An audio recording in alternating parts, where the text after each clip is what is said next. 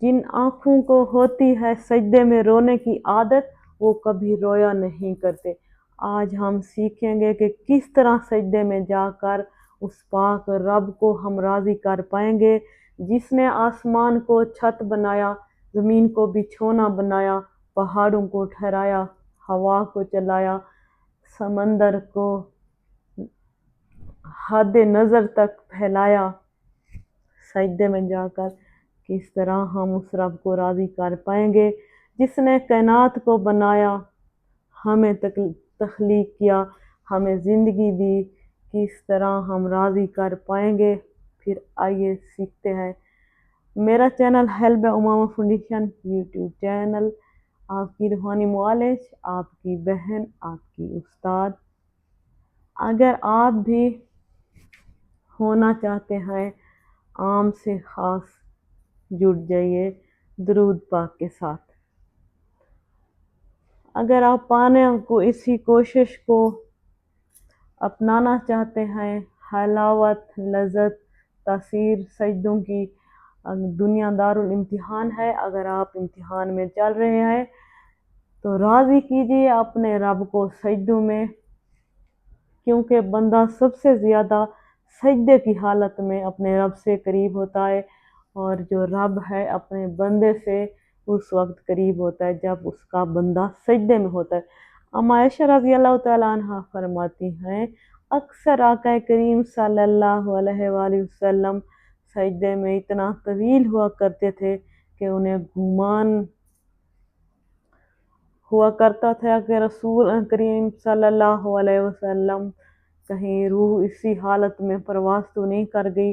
آقا کریم صلی اللہ علیہ وسلم کی سنت کو اپناتے ہوئے ہم کریں گے لمبے لمبے سجدے، سجدوں میں خوب خوب دعا مانگیں گے۔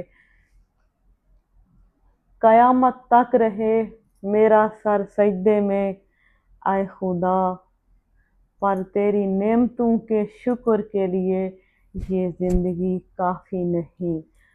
جس وقت آپ سجدے کی حالت میں ہوں گے، جب انسان سجدے کی حالت میں ہوتا ہے، سب سے پہلی چیز اپنے ماتھے کو دبا کر زمین پر مس کرتا ہے۔ جب ہم یہ عمل کریں گے، ماتھے کو زمین پر لگائیں گے تو اپنی ناک کی ہڈی کو بھی مس کریں گے، اگر آپ کی ناک کی ہڈی میں کوئی مسئلہ ہے، پریس کریں گے زمین پر ماتھے اور ناک کو، دونوں ہاتھوں کو۔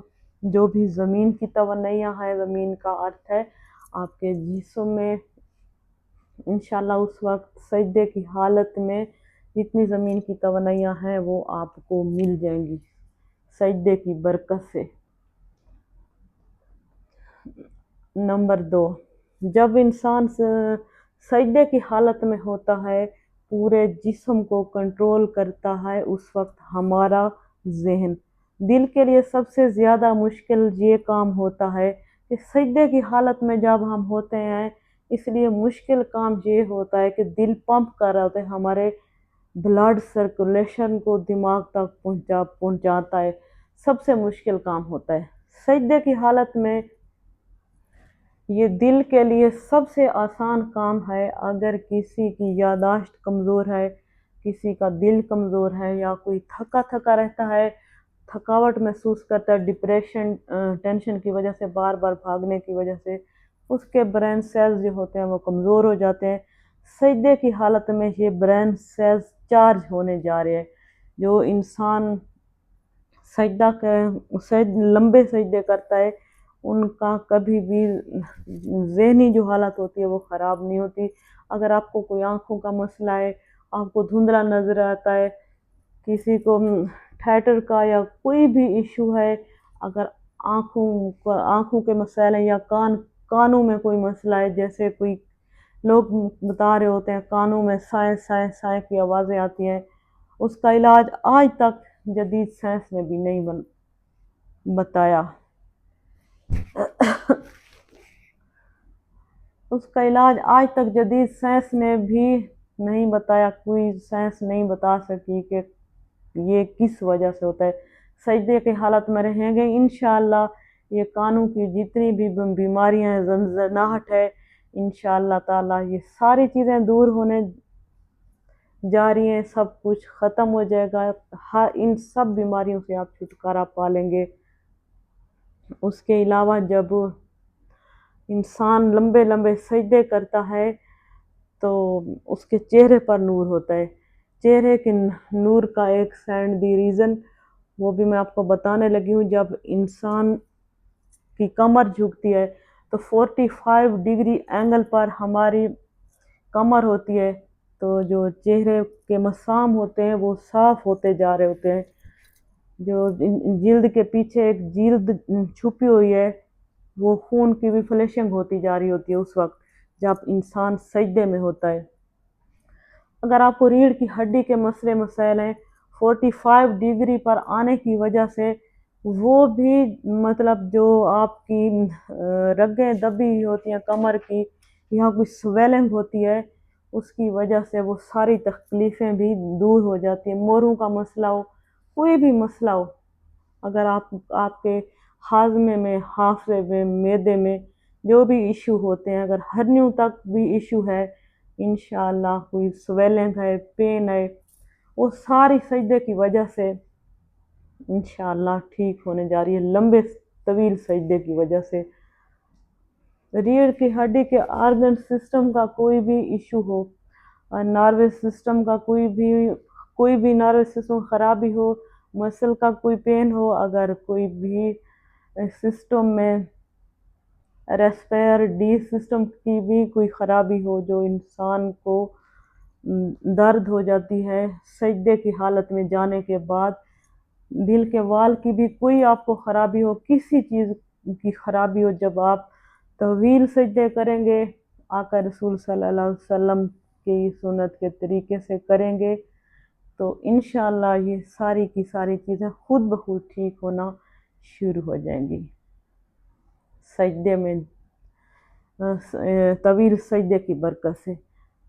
اچھا، سجدے میں جانے کے لیے بے شمار سینڈ دی ریزن تو ہے، مگر اصل بات کی طرف میں ابھی آئی ہوں۔ اصل بات یہ ہے، جب ہم سجدے میں ہوتے ہیں، اصل بات کا آغاز کرنے لگی ہوں، ذرا دھیان سے سنیں۔ ہم اللہ کے سامنے موجود ہوتے ہیں، اللہ ہمیں اس وقت دیکھ رہے ہوتے ہیں جب مطلب کہ ہم اللہ کے سامنے ہوتے ہیں۔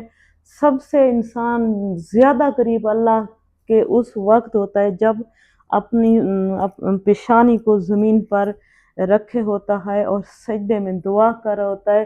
بندہ بھی اپنے اللہ اپنے بندے کے قریب ہوتا ہے اور بندہ اپنے رب کے قریب ہوتا ہے سجدے کی حالت میں۔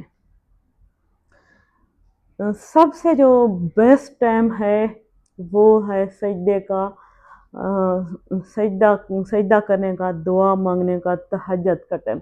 کیونکہ تہجد کے ٹائم یہ ہوتا ہے کہ ہمیں کوئی ٹینشن نہیں ہوتی کہ ہم نے چولہے پر کچھ رکھا ہے یا پیچھے سے ہمیں کوئی بچہ یا کوئی گھر والا آواز دے گا یا کوئی ہمارا ہمسایہ یا کوئی آ کے ہماری بیل بجائیں گے یا کوئی ہمیں اس ٹائم فون کریں گے کہ ہمیں فون اٹھانا پڑے گا۔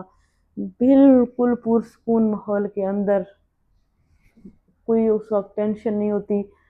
آپ نے سجدہ کرنا ہے، سجدے میں اپنے رب کے قریب ہو کے اپنے رب سے جو بھی دعا مانگیں گے، ماحول تھوڑا سا بنا لینا، خوشبو لگا لینا، بھول گئی، خوشبو لگانی ہے یا اگربتی جلا لینا، پھر جو بھی آپ کے دل کی تمنا ہے، جو بھی جستجو ہے، تسلی سے اپنے رب سے سجدے کے اندر مانگنا۔ اس وقت اللہ کی تخلیق کردہ مخلوق برائے مہربانی اپنا وقت ضائع نہ کریں، سجدے میں دعائیں کریں۔ انشاءاللہ میں آپ سے وعدہ کرتی ہوں، اسی دن جو بھی آپ دعا کریں گے، جو بھی آپ کی جستجو ہوگی، جو بھی تمنا ہوں گی آپ کی، جب آپ میرے اس کہنے پر عمل کریں گے، انشاءاللہ ساری کی ساری دعائیں اسی دن آپ کی قبول ہونے جا رہی ہیں۔ ہیلپ فاؤنڈیشن یوٹیوب چینل کی طرف سے اللہ حافظ۔